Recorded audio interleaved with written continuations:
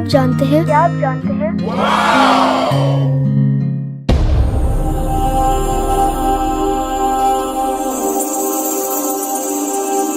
80,000 अफराद के साथ अचानक ऐसा क्या हुआ कि उनका नामो निशान तक न रहा।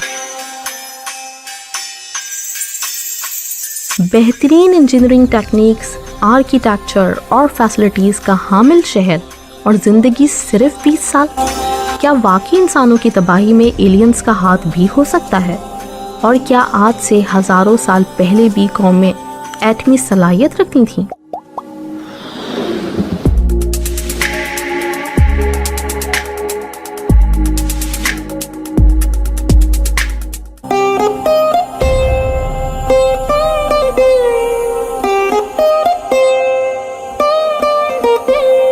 इंसान में हमेशा से मुस्तकबिल को जान लेने का तजस्सुस रहा है। आने वाले वक्त में क्या होने वाला है, वो कैसी ज़िंदगी बसर कर रहा होगा, वगैरह वगैरह। मगर बात यहीं ख़त्म नहीं होती। उसको माजी में खोए रहने का भी शौक़ है। ना सिर्फ उसको अपना बीता हुआ कल हमेशा खुशनुमा लगता है, बल्कि दुनिया में उससे पहले क्या कुछ हो चुका ये भी जानने में लगा रहता है।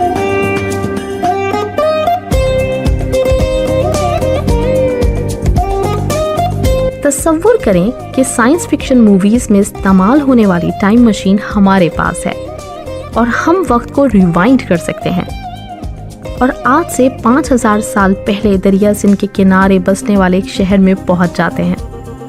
आप सब लोग पहुंच गए ना? कोई रह तो नहीं गया? चलिए आज इस जगह की सैर करते हैं। इस शहर की आबादी 80,000 है। इन्होंने अपने घर निहायत खूबसूरती महारत से बनाए हुए हैं। ये शहर 2 हिस्सों पर मुश्तमिल है। वो ऊपर देखें, वहाँ पर शहर के बासर और अमीर लोग रहते हैं। बिल्कुल जैसे आजकल के पोश इलाके अलग से तामीर किए जाते हैं, पर आज की तरह यहाँ आम अफराद और अमीर अफराद को दी जाने वाली फैसिलिटीज़ में कोई बहुत ज़्यादा फ़र्क नहीं दिख रहा। पोश एरिया में 5000 लोग रहते हैं। यहाँ थोड़ी दूर एक बड़ी सी सेंट्रल मार्केट भी नजर आ रही है, तो चलें कुछ शॉपिंग करते हैं। यहाँ रोजमर्रा के इस्तेमाल का सारा सामान मौजूद है। पर ये क्या, ये सामान खरीदने के लिए किसी करेंसी का इस्तेमाल नहीं कर रहे, बल्कि चीजों के बदले चीजें दे रहे हैं। यानी यहाँ ट्रेड के लिए बार्टर सिस्टम है। इन लोगों के घर पक्की ईंटों से तामीर हुए हैं। लगता है ये ईंटें आग में चलाकर पक्की की गई हैं। घर काफी बड़े और कुशादा हैं। कुछ घरों में तो 30 तक कमरे हैं। हर घर में अटैच बाथ भी मौजूद है। अरे ये क्या, मैंने यहाँ हीटेड बाथ यानी सुहाना बाथ की फैसिलिटी भी देखी। इनके शहर में कुल 700 छोटे कुएं मौजूद हैं। हर 3 घरों के लिए एक कुआं मुख्तस है। वेस्ट वाटर के लिए इन्होंने कवर्ड ड्रेनेज सिस्टम भी बनाया हुआ है। ड्रेनेज सिस्टम में यूज होने वाली bricks gypsum and charcoal coated हैं। ये लोग बहुत ही ज़हीन मालूम होते हैं क्योंकि चारकोल पानी को बाहर नहीं आने देता। साइंटिस्ट को ये बात मालूम हुए ज़्यादा अरसा नहीं हुआ।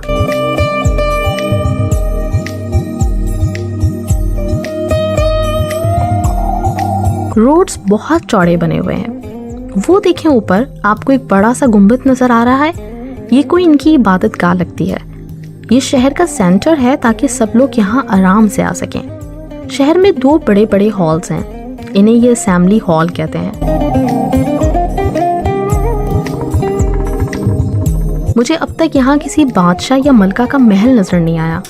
लगता है ये लोग भी आज के ज्यादातर मुल्कों की तरह डेमोक्रेसी के कायल हैं।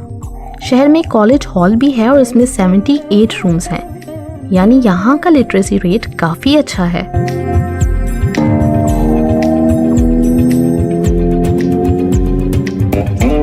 यहाँ एक बहुत बड़ा स्विमिंग पूल भी है। इसको कहते हैं ग्रेट बाथ और पता है इसमें लगने वाली सारी ईंटें वाटर प्रूफ हैं। एक खास टेक्निक से दरिया सिंध का पानी इसमें जमा किया जाता है और मैंने यहाँ किसी को कहते सुना कि शायद ये जगह रिलीजियस प्यूरिफिकेशन के लिए इस्तेमाल होती है। पूल 900 स्क्वायर फीट पर फैला हुआ है। ये 8 फीट गहरा, 23 फीट चौड़ा जबकि 39 फीट लंबा है। वो जो रोमन बाथ काफ़ी मशहूर है ना, वो इसके कोई 3000 साल बाद बना था।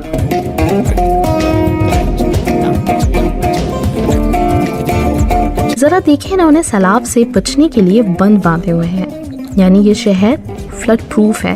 सैलाब की सूरत हाल से निपटने के लिए उन्होंने बड़े बड़े टैंक्स बनाए हुए हैं, जिससे पूरे शहर को पानी सप्लाई किया जा रहा है और साथ साथ खेती बाड़ी के लिए भी इस्तेमाल हो रहा है। जी बिल्कुल, ये लोग खुराक में खुद कफील हैं, बल्कि इतना अनाज उगा लेते हैं कि उसको सुखाने के लिए एक बहुत बड़ा हॉल भी बनाया गया है, जिसमें साल भर के लिए स्टोरेज की जाती है।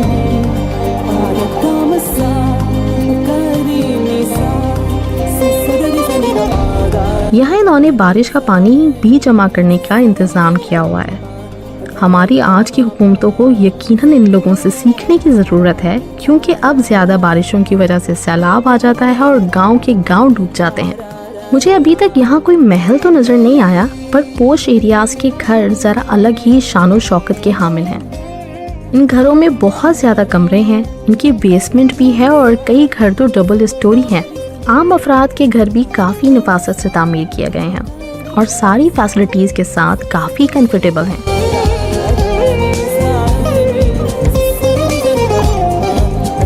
अच्छा, जब मैं शहर में दाखिल हुई थी तो मैंने एक बहुत बड़ा दाखिली दरवाज़ा देखा था और शहर को दुश्मन के हमले से महफूज रखने के लिए इन्होंने चारों तरफ एक किला तामीर किया हुआ है। मगरिब और शुमाल में गार्ड टावर्स भी हैं। शहर के अंदर सेरेमनी हॉल्स भी हैं, जिनमें शायद ये लोग अपने फंक्शंस वगैरह मुनक्कद करते हैं।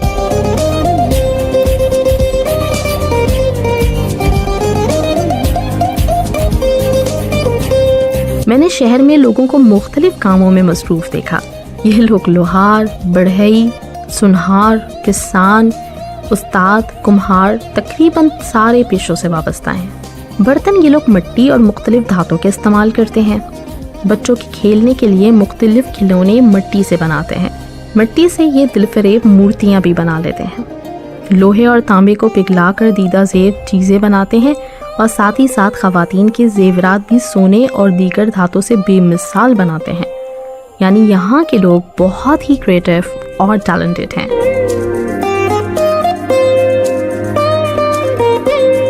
इस 500 एकड़ पे फैले खूबसूरत सिविलाइज शहर की सैर करने में मुझे तो बहुत मज़ा आया। आपको भी यकीनन मज़ा आया होगा। लेकिन इतना चलते चलते अब मैं थोड़ा थक गई हूँ, इसलिए सोच रही हूँ कि टाइम मशीन बंद करूँ और हाल में आ जाऊँ। जी जनाब, अभी आपने जिस शहर की सैर की ये था मोहनजोदड़ो।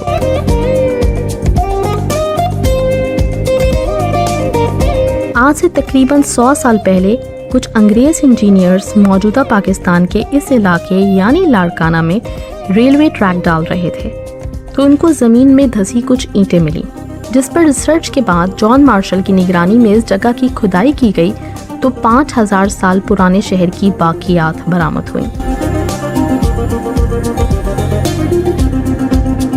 तहजीब व तमद्दुन और कारीगरी की आला मिसाल मोहनजोदड़ो का शुमार कदीम मिस्र और मेसोपोटामिया की हम असर तहजीबों में होता है। यूरोप और अमेरिका की एंशिएंट साइट्स के मुकाबले में मोहनजोदड़ो बहुत बड़े रकबे पे फैला हुआ था। यहाँ से खुदाई के दौरान मुख्तलिफ बर्तन, खिलौने, जेवरात और कुछ मूर्तियाँ बरामद हुई, जिनमें डांसिंग गर्ल, प्रीस्ट किंग और मदर गॉडेस आइडल काबिल जिक्र हैं। प्रीस्ट किंग के मुजस्मे के बारे में गुमान है कि ये लोग शायद हज़रत इब्राहिम अलैहिस्सलाम के मानने वाले थे और इन्होंने अकीदतन उनका मुजस्मा तराशा था।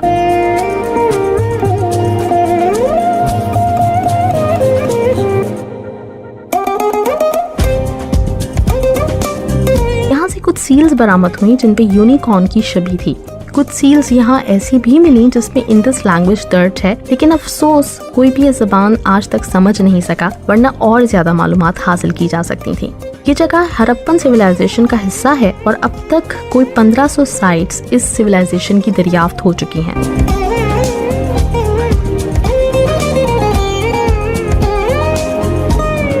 मोहनजोदड़ो का शुमार यूनेस्को वर्ल्ड हेरिटेज साइट्स में होता है। मोहनजोदड़ो सिंधी जबान का लफ्ज है जिसके मायने माउंट ऑफ डेड या मुर्दों का टेला है। ये नाम इसलिए पड़ा क्योंकि यहाँ से बहुत बड़ी तादाद में इंसानी ढांचे बरामद हुए थे। यहाँ ये भी बताती चलूं कि बरामद होने वाली बॉडीज में से कुछ के नकली दांत लगे हुए थे, यानी उस वक्त उन लोगों में डेंटिस्ट भी मौजूद थे।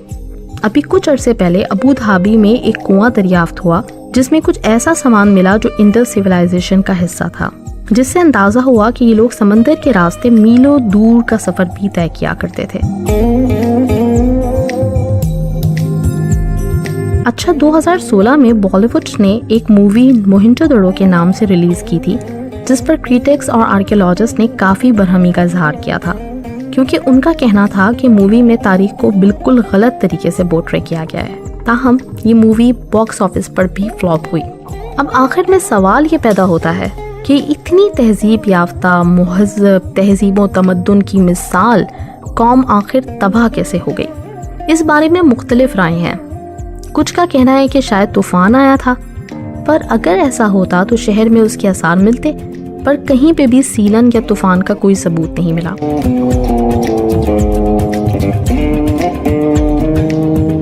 कुछ माहिरीन का कहना है कि क्लाइमेट चेंज की वजह से पानी सूख गया होगा दरिया सिंध का, तो ये लोग माइग्रेट कर गए होंगे। अगर ऐसा होता तो इतनी बड़ी तादाद में डेड बॉडीज ना मिलती, जिनको देखकर अंदाज़ा होता है कि इन पर आने वाली आफत इतनी शदीद और अचानक थी कि इनको फरार होने का मौका नहीं मिल सका। कुछ का कहना है कि आरई कौम ने बाहर से आकर इन पे हमला किया था।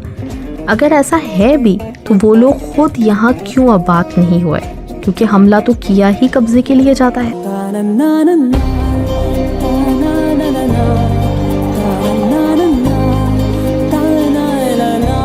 एक थ्योरी डेविड डेवनपोर्ट की भी है। इसने तो यहाँ तक कह दिया कि मोहनजोदड़ो पर हमला एलियंस की शरारत थी। यह दुनिया की कदीम पहली एटमी जंग यहाँ हो चुकी है, इसलिए सब के सब मर गए।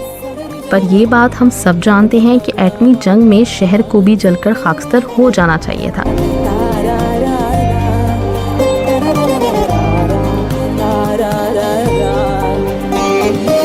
एक और वजह भी हो सकती है जिसका किसी आर्कियोलॉजिस्ट ने जिक्र नहीं किया।